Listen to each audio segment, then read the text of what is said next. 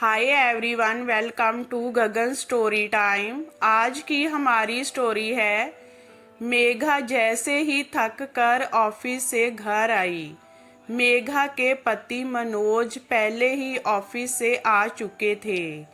मनोज का office time Megha के office time से 1 घंटा पहले था।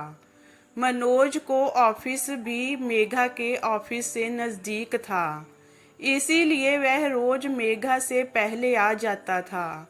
ऑफिस में बहुत काम था। मेघा बहुत थकी हुई थी। उसने आकर देखा मनोज ने अपने कपड़े बदल कर बेड पर ही फेंके हैं। ऑफिस बैग सोफे पर रखा है। जहाँ तक के पानी की बोतल भी फ्रिज में वापस नहीं रखी। जब मेघा ने फ्रिज खोला तो फ्रिज में एक भी पानी की बोतल नहीं थी। मेघा ने मनोज को कहा, मनोज तुम कम से कम पानी की बोतल तो भर के रख देते। जय सुनते ही मेघा की सास ने गुस्से में मेघा को घूरते हुए कहा, वो ऑफिस से थका हुआ आया है और वह पानी की बोतल भर कर रखेगा। शादी से पहले मैंने उसे कभी कोई काम नहीं करवाया, लेकिन अब शादी के बाद तो जब देखो तो मेरे बेटे को काम ही बताती रहती हो। आज वह बहुत थकी हुई थी और उसे गुस्सा भी बहुत आ रहा था। उसने जवाब दिया, माँ जी थकी हुई तो मैं भी आई हूँ। मुझे तो अपने पानी भी नहीं पूछा। और रही बात शादी से पहले काम करने की, तो हमारी शादी से पहले मैं भी कोई नौकरानी नहीं थी। ऑफिस से जब थक कर घर आती थी तो मुझे भी हाथ में पानी और चाय मिलता था।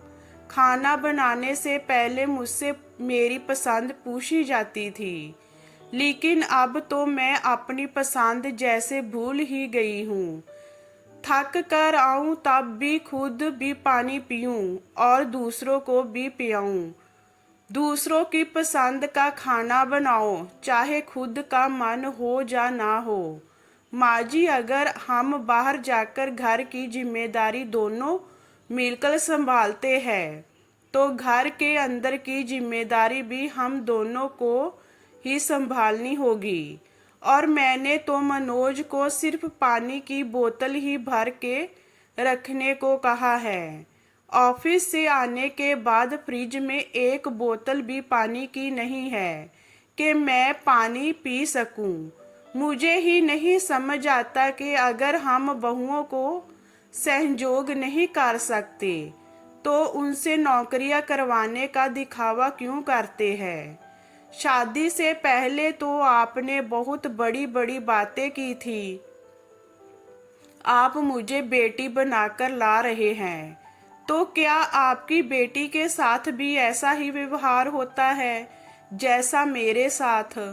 जय कहकर मेघा की आंखों में आंसू आ गए और उसने चुपचाप पानी की बोतल भर कर फ्रिज में रखी और फिर सबके लिए चाय चढ़ा दी। कहने को बेटी और बहू में कोई फर्क नहीं होता, और जय भी सभी चाहते हैं कि हमारी बहू भी बाहर जाकर नौकरी करे और पैसा कमाए। लेकिन जब उनको सहयोग करने की बारी आती है तो कोई आगे नहीं आता। जय समाज की दोहरी मानसिकता है। तो ये हमारी स्टोरी आपको कैसी लगी हमें कमेंट में बताइए। लाइक कीजिए, शेयर कीजिए एंड वॉचिंग के लिए थैंक यू।